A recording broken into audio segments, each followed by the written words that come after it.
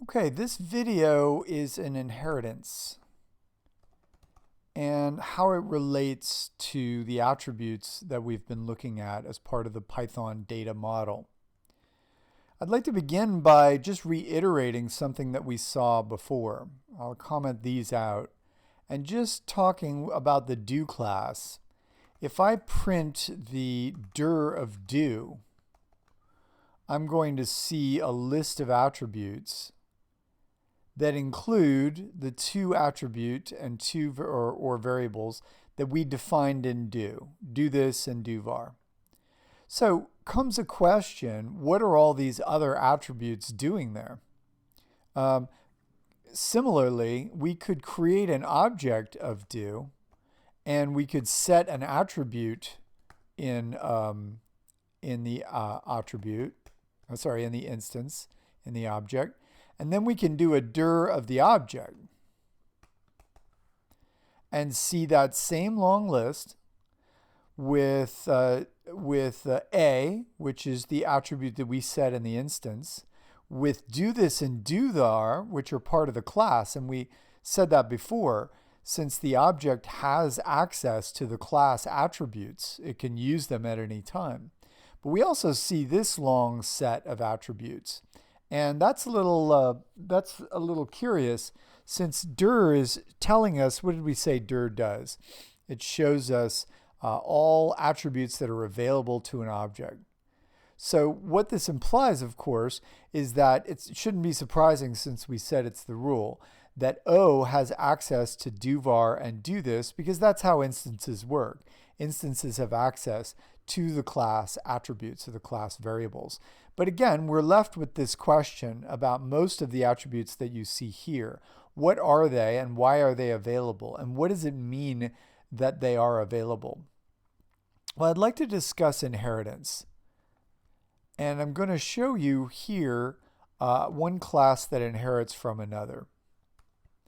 If you look at this longer piece of code, as we discussed, and what we'll iterate now, is that class what inherits from class do. Which line can you point to, and which part of the line can you point to that indicates that what inherits from do? It's right here. The parentheses that are placed after the class and the class name shows what we call the inheritance list. This is a list of classes from which this class will inherit. This is simple inheritance. What it means, of course, is that by the same token that I can look at z.whatvar, and that'll show me 10, I can also look at z.dovar, and that'll show me 5. And that's because this is a second layer of attribute lookup. Attribute lookup meaning if I say object.attribute, Python's going to go try to find that attribute wherever it can be found. And now we can say that there are 3 places where an attribute can be found. One would be the class. One would be an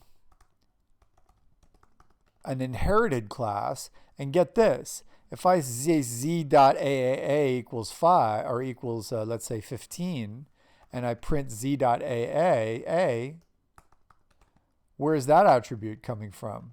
It's an attribute of the instance. Again, I know this is the kind of thing that can kind of make your head spin, particularly since we don't have any real justification for this or context for why we might use it. But you should understand that this relationship and this set of relationships is exceedingly important to the construction and the ordering of the Python data model. It begins with attributes. Every object has attributes, but there are also ways to access attributes of other objects or other classes. 2 kinds of layers here. One is that an instance has access to its own attributes. That would be the baseline layer. Then we have accessing attributes in the class. That would be the next layer. And then any inheriting class or inherited class, a class from which this class inherited, those are available too. Now I'd like us to go back to a question that we asked in the previous video, and that is when we look at the dir of do, we see a lot more attributes than we might expect. Now, as I mentioned to you before, there is a way to look at the attributes just of this object. And there are really two ways. One is with vars, and one is with dict. I can say vars of do, and vars of do will show me all of the attributes that belong with this class. And we can see that there are some that are just kind of built in. One is the dict attribute, which holds its attributes. A little redundant or a little recursive there, but nothing you can do about that. The module attribute, which says, well, I'm part of the main module, which is just the current class. Weakref, which is really difficult for me to explain because I don't fully understand it myself. And the doc attribute. What is that doc attribute? Actually, it's a special reserved attribute that I was going to talk about a little later. I'll just show you that if we set a string in the do class as the first floating string, we see that the doc attribute shows us this is the do class, that is the string that we put in there. So these four attributes that are part of the variables that are part of do, this is sort of like this kind of built-in architecture for a class. But I want to leave those alone for right now. And I want to express that when we look at dir, which again, remember the definition for dir. Dir is all attributes that are available to this class. We see a bunch of attributes that I don't know where they could be coming from and what are they. Aside from these special little built-in attributes, which are part of the class, they're not defined with the class, but they're just kind of the built-in architecture of any user-defined class. We see a bunch of other attributes that are clearly not part of this class.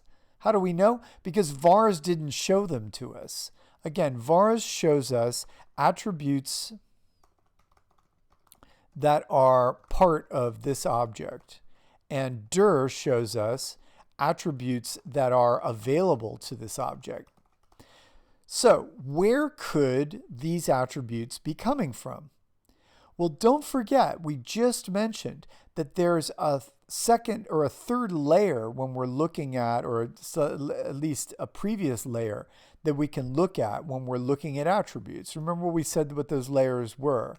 In the object, in the class, and in any inherited classes. Now for an object, we've got three layers. For a class though, like do, which isn't an instance, I should say instance, let's call it an instance. For a class like do, which isn't an instance, it's a class, we just have these two layers. Any class and in any inherited classes. What I'm trying to say is that when we do a dir of do, and we see a list of attributes that we don't know where they came from, here's what we can say. Do inherits. Do inherits. Now, of course, you're remembering that inheritance is normally defined by, in the class definition, by placing a parentheses and the name of the class from which you'd like to inherit in the parentheses. Of course, that's not how that's working here. But we can say that there's actually something implied here.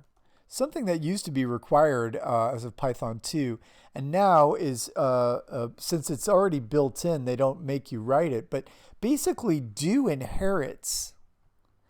Do inherits from a built-in class called object. And what is object? What in the heck is object? Object is the parent class of all parent classes.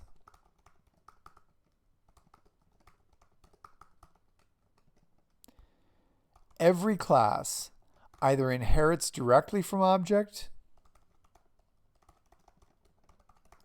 or inherits from a class that inherits from objects. That is a lot, but hopefully interesting. Every class either inherits directly from object or inherits from a class that inherits from object.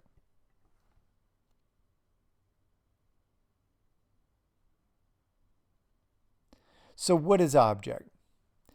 Well, as of Python 3, and actually as of the later stages of Python 2, object is the granddaddy or grandmama of all classes, and it provides a series of attributes that we may need in any class that we're using. So it provides a kind of a built-in set of functionality or attributes that are going to be available no matter what. For example, in init, I don't know if you remember that we can create the init method, and the init method allows us to initialize an object. And when we create a new do object,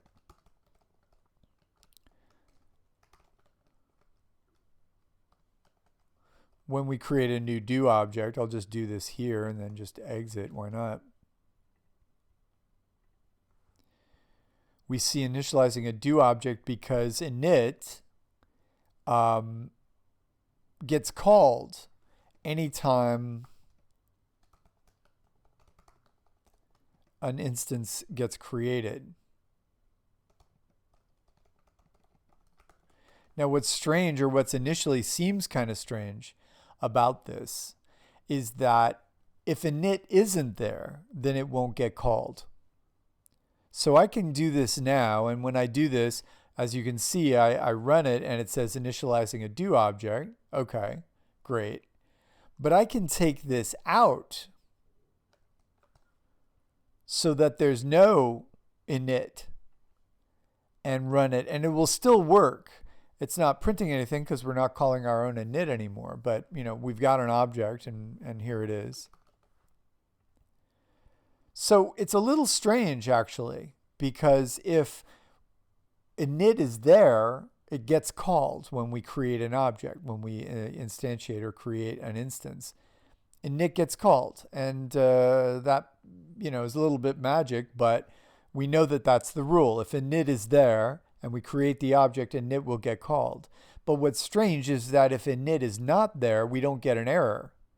Because you would imagine that if it's always the case that when you create an instance, it's going to call init, but init is not there, you would think it would say, I tried to call init and it's not there. But here's the thing. Look at the dir of do here, and we see all these extra attributes.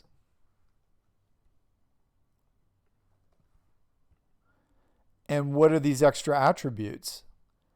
These are attributes that belong to object, and among them is init.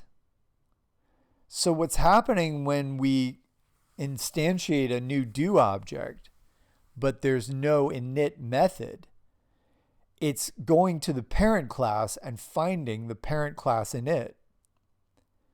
That's why, or this is one example of how object attributes can help us by delivering built-in functionality through inherited attributes. I'll say it again. The object grandparent class provides automatic functionality to any class that is defined. It does this through its attributes. And one example would be init. Init gets called automatically when you create an instance, even if it's not a method that's part of the class. one thing we can do if we want to compare what's going on with do and what's going on with init, I'll create a class variable so we'll see it in dir, but then I'm going to print the dir of object.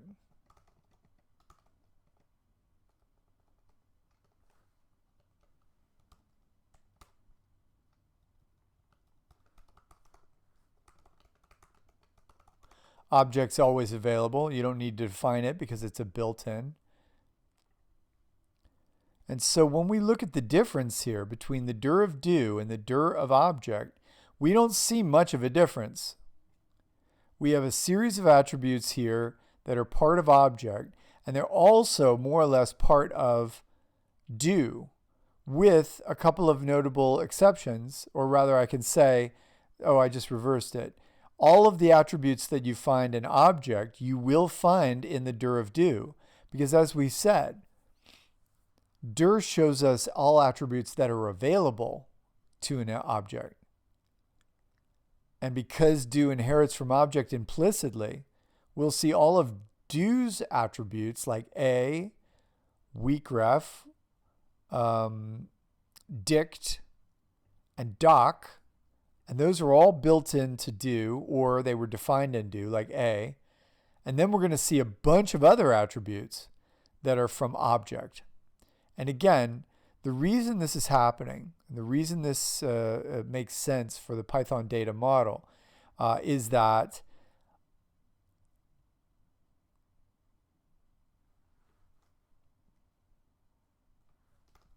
every class inherits from object.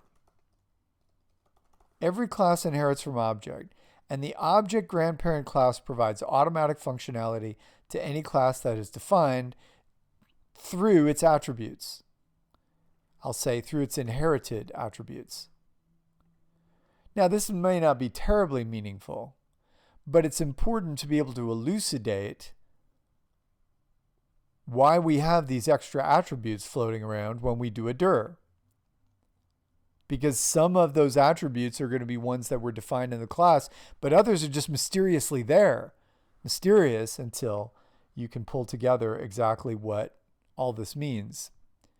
It means that not only is everything an object, not only does every object have its own attributes, but every object also inherits from another class, whether it's object or maybe another class, and thus has access to all of that inherited class's attributes.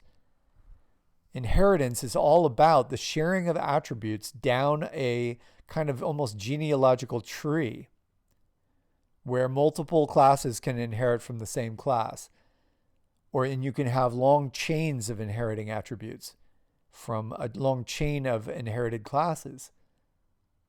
It's kind of fascinating in a way. Whether or not you're going to need to use this, you will be able to enhance your understanding of how Python is organized by understanding the principles of attributes and inheritance.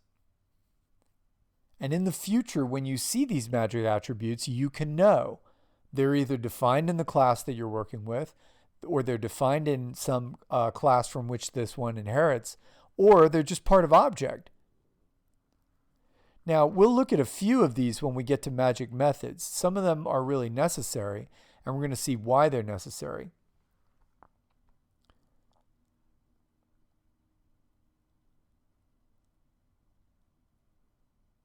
So let's do that next.